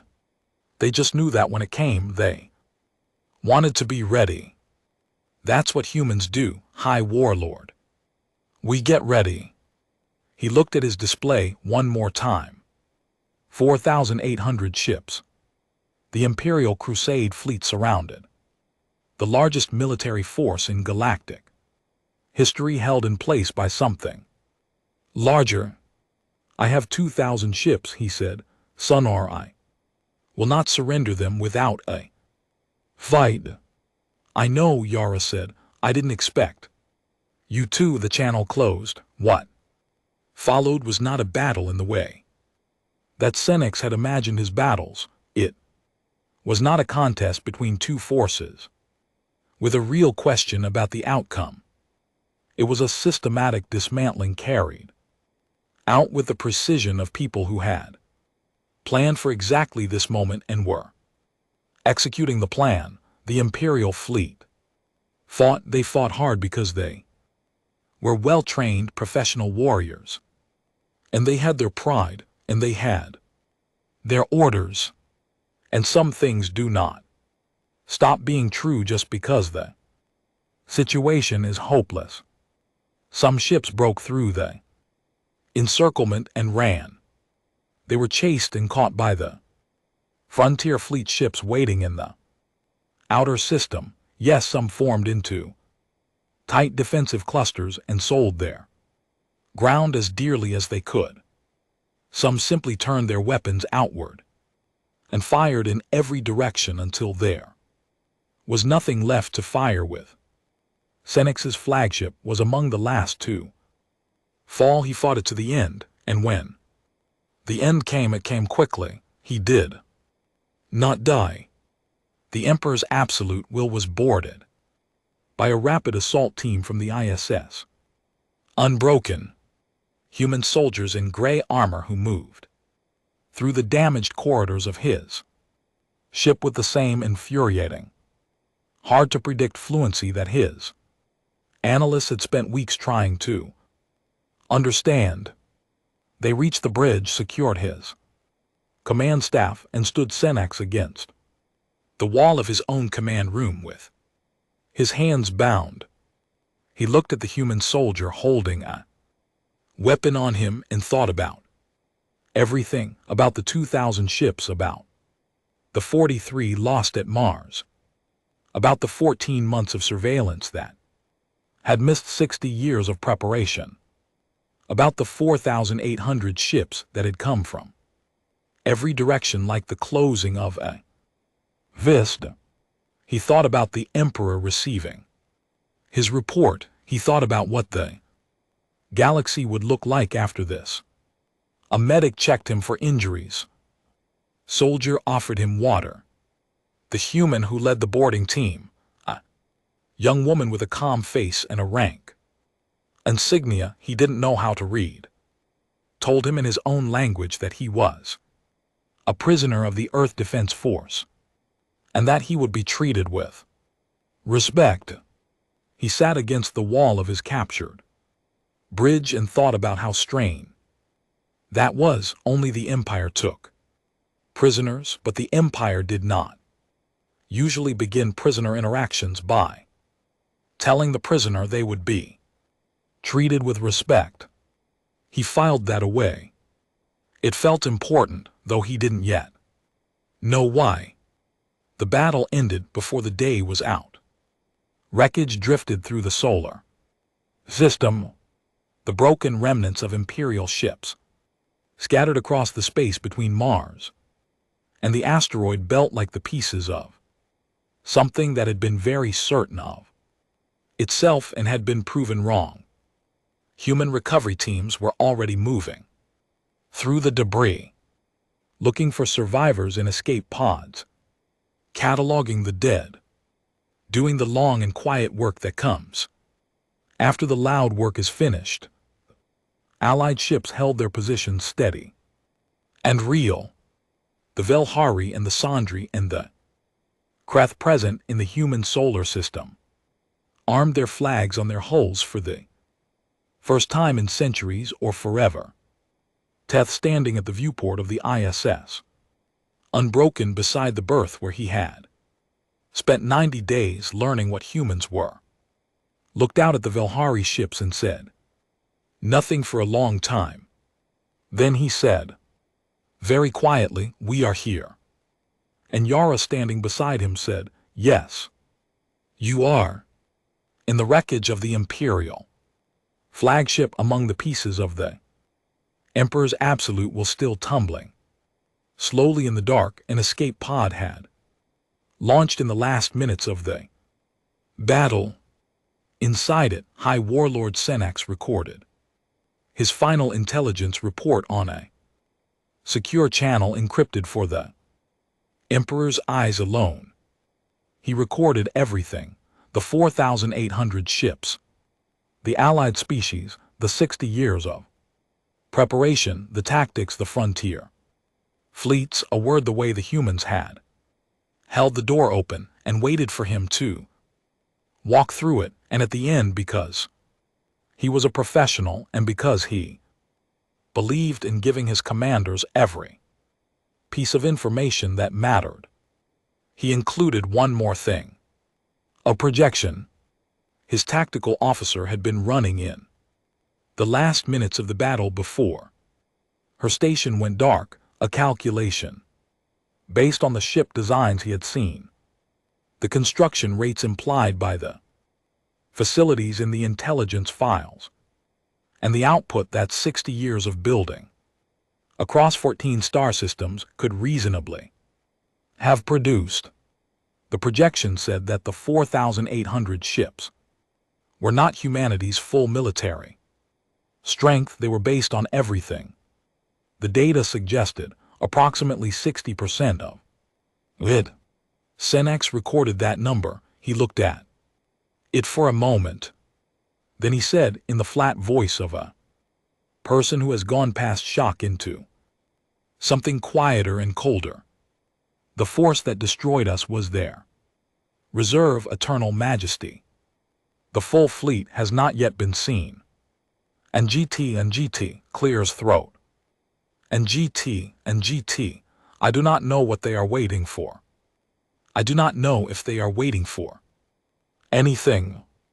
He paused, but I believe with complete certainty that we have made a very serious mistake. The pod drifted in the dark, its beacon pulsing steadily, carrying its message back toward the Empire. Behind it, in the solar system it had come from, the lights of 4,800 ships burned against the black, steady, unbroken, and very much at home. The real army had arrived, and the galaxy was never going to be the same. Galactic Empire. In shock, this is only the beginning. The real army is coming. Peconi, the Emperor, did not speak for 3 days. This was not unusual in the sense that Sovereign Velderan, the Eternal, was known to take long periods of silence when he was thinking deeply about something. He had ruled for 400 years, and in that time he had learned that the most important decisions, the ones that would shape the galaxy for centuries, deserved more than a quick response. He sat in his private chambers in the tall, quiet room where the light came through windows that had stood for 9,000 years, and he read Senex's final report again and again until the words stopped being words and became something else, a shape, a problem, a new reality that had to be understood before it could be answered. On the 4th day, he called his advisor, Cyril. Cyril came quietly as he always did, and then sat across the long table and waited. He had served his emperor for 200 years. He knew when to speak and when to be still. This was a time to be still. The emperor set the report on the table between them. "How did we not know?" he said. His voice was not angry. It was something that was harder to hear than anger. It was genuinely confused. In 400 years, Velderan had not been genuinely confused very often. How does a single species on a single world in a star system we have been watching build all of this without us seeing it? Sorrel considered the question carefully.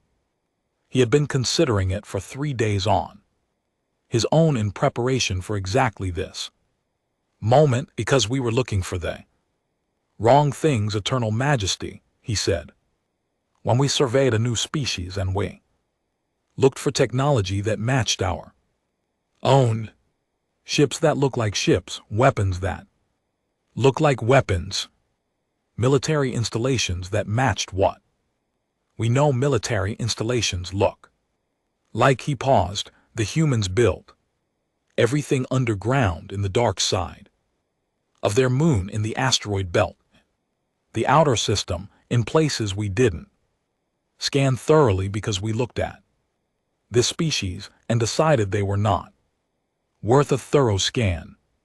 We decided they were not a threat. Emperor said. Yes, because they were young. Yes, and because they were chaotic. They argued with each other. They had hundreds of languages and dozens of governments. They seemed disorganized. Sorrel paused again. They were disorganized in many ways. But underneath the chaos they were building quietly, patiently, might with a level of long-term planning that we did not think a species their age was capable of. The Emperor looked at the window outside the capital city of Zarbek Prime. Was very still. The news had reached the public now, not all of it, not the worst of it, but enough. People knew the Crusade fleet was gone. 2,000 ships, the largest force ever assembled, destroyed or captured by species that 14 months ago had been classified as pre-emergence and non-threatening. The streets were not empty, but they were quiet in a way they had not been in a very long time. The Senate wants war, the Emperor said. They are calling for full mobilization, every reserve fleet, every sector command. Burn the human system to ash and be done with it. Sorrel said nothing. You disagree, the Emperor said. I think the Senate is afraid, Sorrel said carefully, and afraid people want to do something large and final that will make the fear go away. But Senex's last report says the 4,800 ships were only 60% of human strength. If we send everything we have and they have more waiting somewhere that we don't know about. He let the thought finish itself. Emperor was quiet for a long time. Then what do we do, he said, and for the first time in a very long time the question was genuine, not rhetorical, not a test of his advisor's thinking. A real question from a being who had just discovered that the galaxy he had ruled for 4 centuries was not the galaxy he thought it was. Sorrel reached into his robe and placed a single document on the table. They sent this, he said. Secretary General Oseponi, it arrived this morning. The Emperor picked it up and read it. It was not a declaration of war. It was not a list of demands. It was not the kind of message the Empire sent when it had won. The kind that said kneel and pay and serve. It was something entirely different, and the Emperor read it twice because the first time through he was not sure he was reading it correctly. It was an invitation. Secretary General Amara Os had written the message herself in the same early morning hours when the Geneva Command Center was quiet, and she could think without the noise of the world pressing in on her. She had spent 3 days after the battle doing the same thing the Emperor was doing, sitting with what had happened, understanding it fully before she said anything about it. She had walked through the command center in the quiet hours and looked at the faces of her staff and thought about what it meant to have won and what it meant to do something worthy of the winning. Then she wrote the message. It said in simple language that could not be misread that humanity did not want the Empire's territory.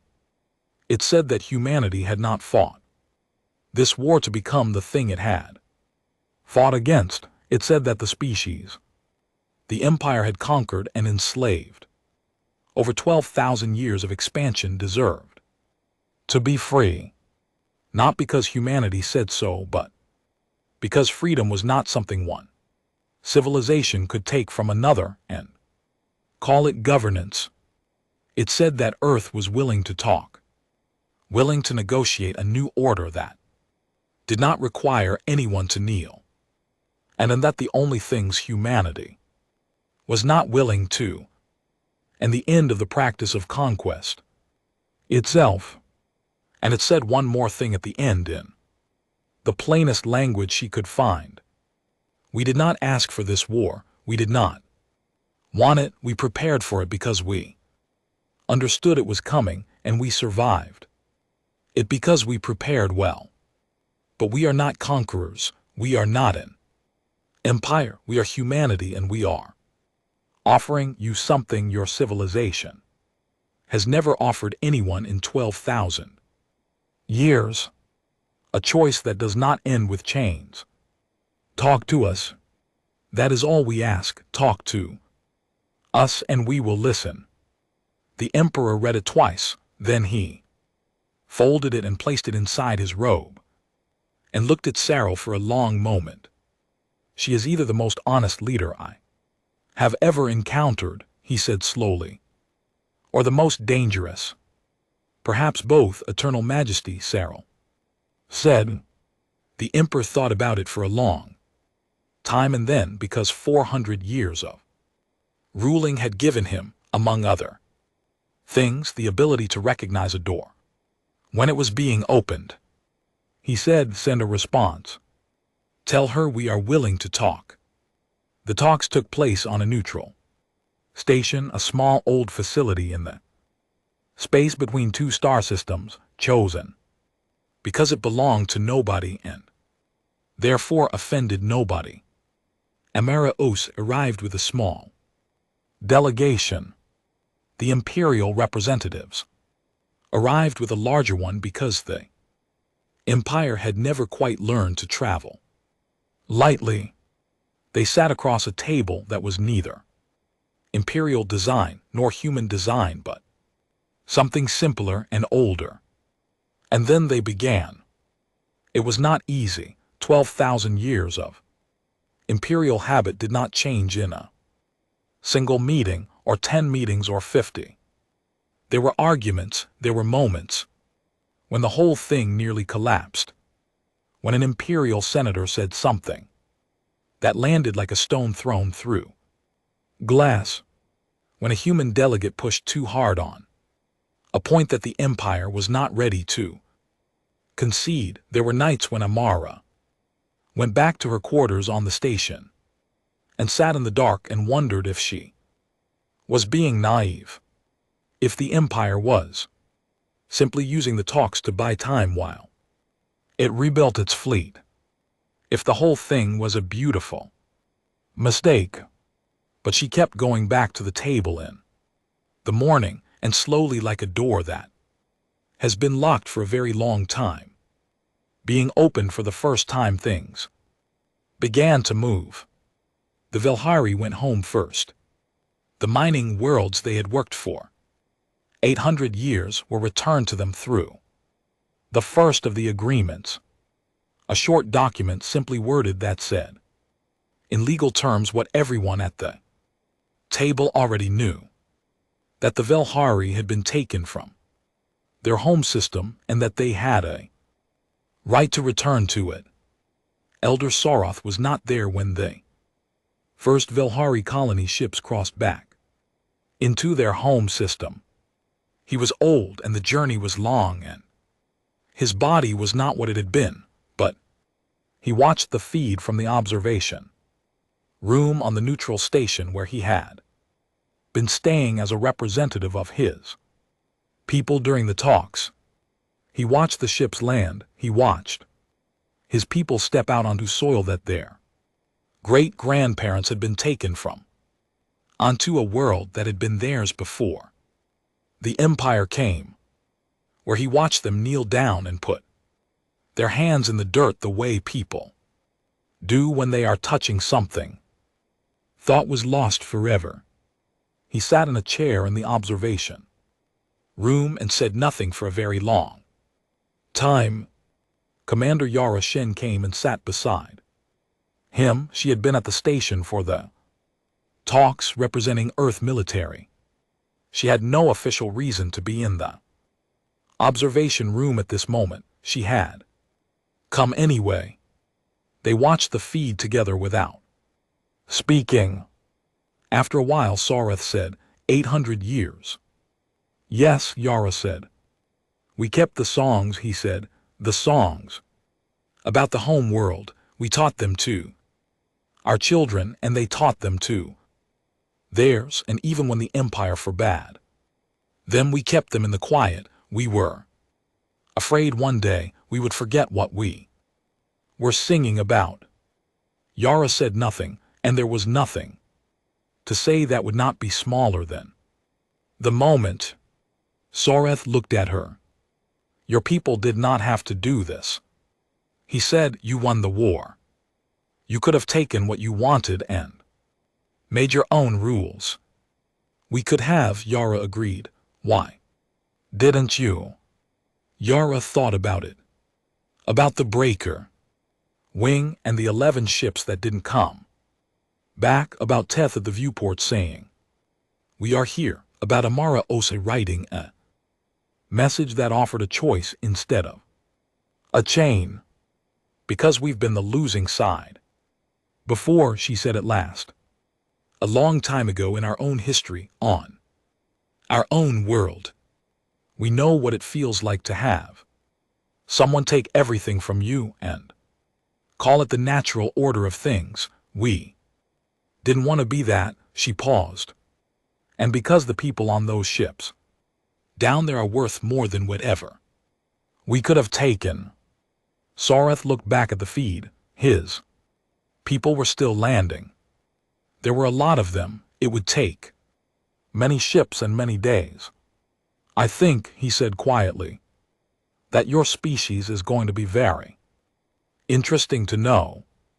The Sandry engineers went home to their shipyards and began building again. Their own ships this time, under their own flags for their own purposes. The designs they produced were unlike anything they had built under imperial direction, freed from the requirement to build for imperial efficiency and imperial scale. They built things that were smaller, more elegant, and in the opinion of several human engineers who saw the early designs, quite beautiful. The Kreth took longer whenever their people were scattered across 30 worlds, and gathering them was a slow process.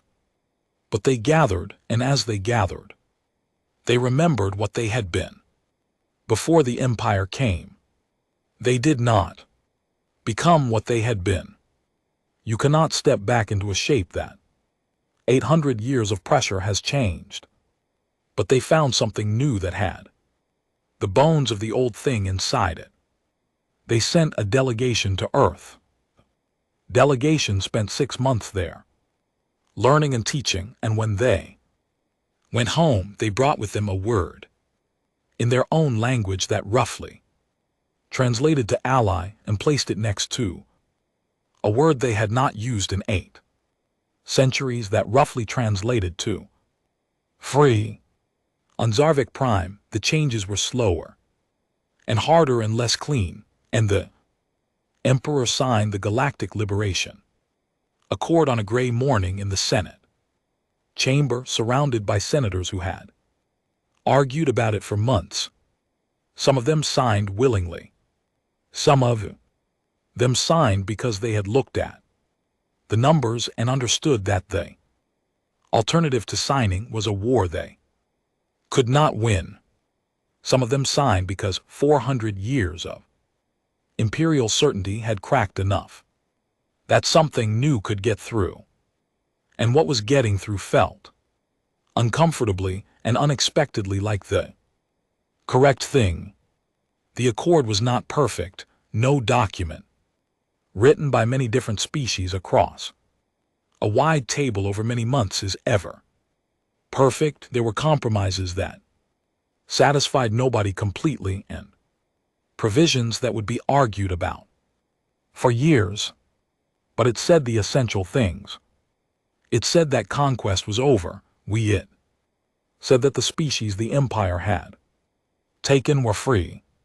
It said that the Empire would remain, not destroyed, not dissolved, but changed, bounded, no longer the law of the entire galaxy, but one powerful civilization among several, required for the first time in its history to negotiate rather than dictate. Amaro she signed for Earth. She used a plain pen, the kind anyone could buy in any shop in Geneva, because she wanted there to be nothing ceremonial about her signature. She wrote her name simply and clearly and set the pen down and looked at what she had just put her name to. She did not feel triumphant. She felt tired in the particular way that people feel after something very large and very hard is finished. A tired that is also a kind of peace. She thought about all the people who had made this moment possible. The ones who were in this room and the ones who weren't, the ones who had come back from the battle at Mars in the asteroid belt, and the ones who had not. She thought about the breaker wing. She thought about them for a long moment in the middle of the crowded historic room. And she was very still. Then she stood up and shook the hand of the imperial representative across the table, and the room moved on and the work continued. Yara Shin was back on the ISS unbroken. When the message came in, she was at her desk doing the ordinary administrative work that ship commanders spend a surprising amount of their time on. When the priority signal chimed on her console, she looked at the header.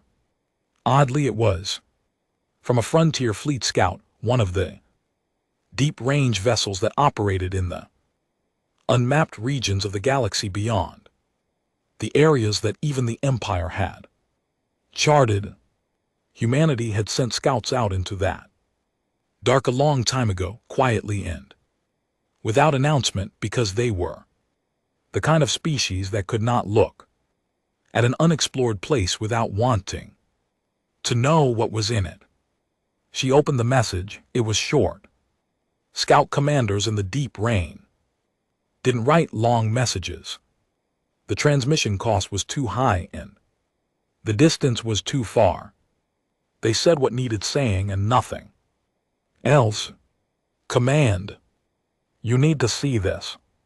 We have detected structures in this region. Artificial, large, unlike anything, any known database. Age estimates place construction at minimum 40,000 years old.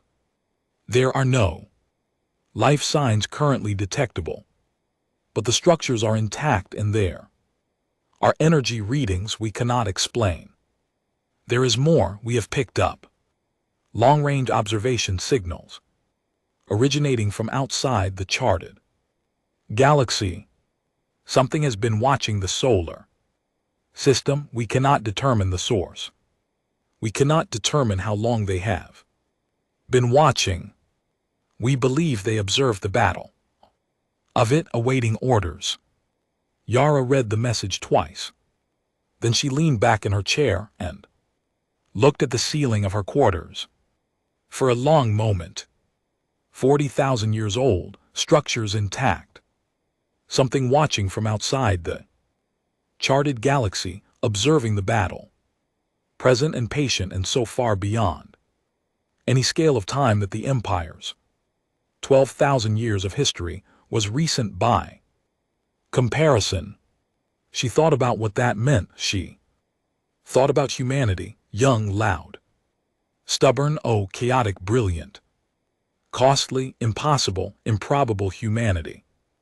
And the signal it had just sent into the dark, the signal of a species that fought when it needed to fight and stopped when fighting was done, and built alliances instead of empires and sent its people out into the unknown, because the unknown was where the interesting things were.